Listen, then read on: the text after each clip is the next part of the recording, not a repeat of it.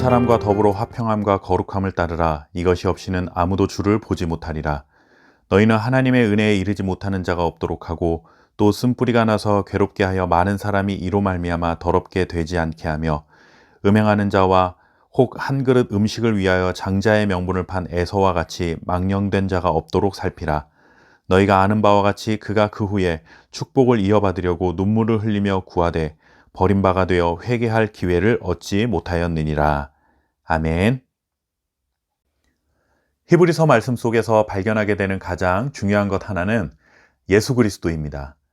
예수 그리스도는 교만과 불신과 불순종으로 하나님과의 관계가 단절되었던 인간들을 위하여 땅과 하늘 그리고 하나님과 인간들을 잇는 다리를 놓으셨습니다. 십자가를 통해 하나님과 인간 사이에 벌어졌던 틈을 메우셨고 십자가를 통해 사람과 사람 사이를 가로막았던 미움과 불신, 편견과 차별이라는 높은 벽을 허무셨습니다.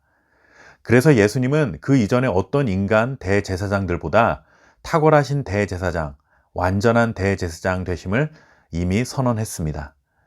예수님의 완벽한 대제사장 역할을 통해 구원은 완성되었고 그 구원의 혜택을 입은 하나님의 자녀들은 새 언약 안에 들어온 자들이 되었다. 이것이 히브리서의 큰 흐름 중에 하나입니다. 여기서 말하는 새 언약 공동체는 곧 교회 공동체를 말합니다. 교회는 예수 그리스도의 사역을 통해 만들어진 하나님의 자녀들의 모임, 공동체라고 정의할 수 있습니다. 하나님의 계획과 예수 그리스도의 순종으로 새 언약 공동체인 교회가 탄생하게 되었기에 우리는 감사함으로 하나님을 예배하며 살아가고 있는 것이죠. 그런데 하나님은 새 언약 공동체인 교회 공동체가 마땅히 나타내야 할 모습이 있음을 말씀하고 있습니다. 하나님이 새 언약 공동체인 교회 공동체에 기대하는 모습이 있다라는 것이죠. 그 기대가 무엇인가 하면 바로 화평함과 거룩함입니다. 무엇보다도 교회는 화평해야 한다라는 것이죠. 이것은 개인적으로 얻는 정서적인 평안과는 다른 말씀입니다. 14절 말씀해 보시면 더불어 화평하라고 말씀하십니다.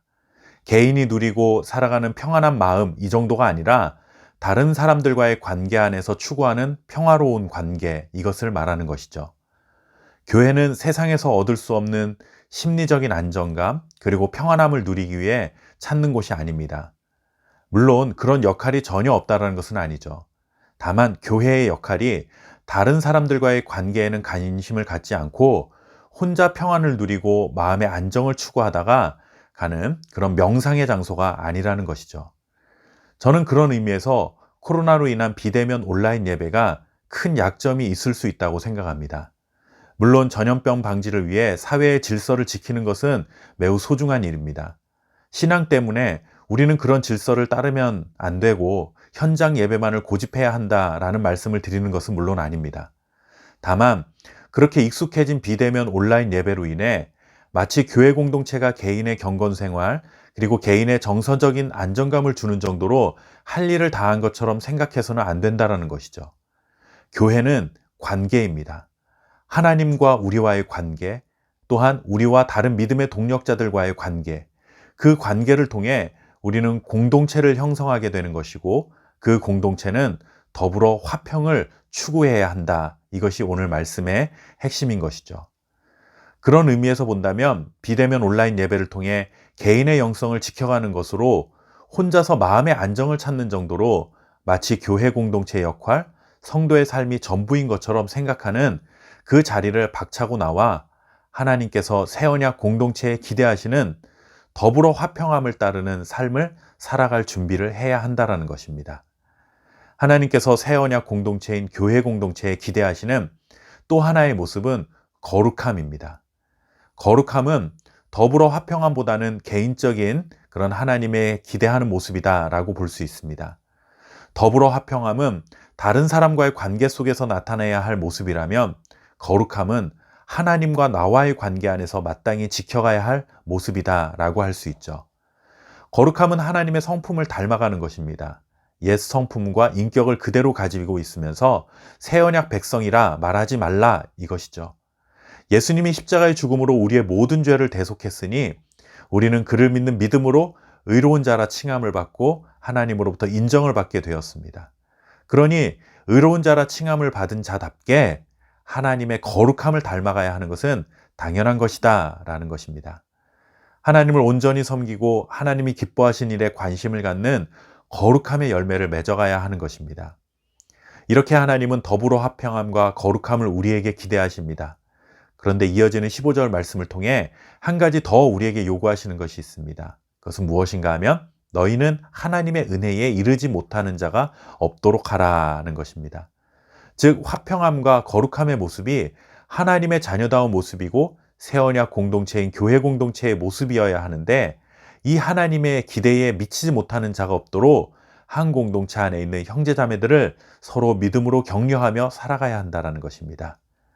새 언약 공동체는 남이야 어떻게 되든 말든 나는 내 믿음만 지키면 된다. 내 믿음 지키기도 바쁜데 다른 사람 돌아볼 여유가 어디 있나, 이런 태도는 하나님 원하시는 모습이 아니라는 것이죠. 교회 공동체 안에는 화평함과 거룩함의 모습을 잘 따르는 자들도 있지만 믿음이 연약하여 그렇지 못한 자들도 있습니다. 그런 자들이 믿음의 삶에서 도태되지 않도록 모른 척하지 말라라는 것이죠.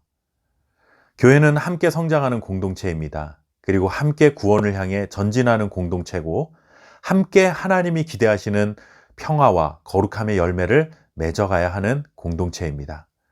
그러니 믿음이 연약한 자들의 손을 붙들어 주어야 하고 그들이 공동체의 사랑과 격려를 통해 함께 믿음의 길을 끝까지 달려갈 수 있도록 도와주어야 하는 것입니다. 그것이 진정한 새 언약 공동체의 모습이다. 오늘 하나님 말씀하십니다. 나의 신앙을 지키고 거룩함을 지키는 것 물론 중요합니다. 나의 마음이 하나님의 은혜로 평안을 유지하고 사랑하는 것 물론 중요합니다. 그러나 그것이 전부가 아닙니다. 하나님은 우리를 공동체로 부르셨고 한 몸으로 부르셨습니다. 연약한 자들을 사랑으로 섬기고 격려하여 우리는 함께 성장해 가야 합니다.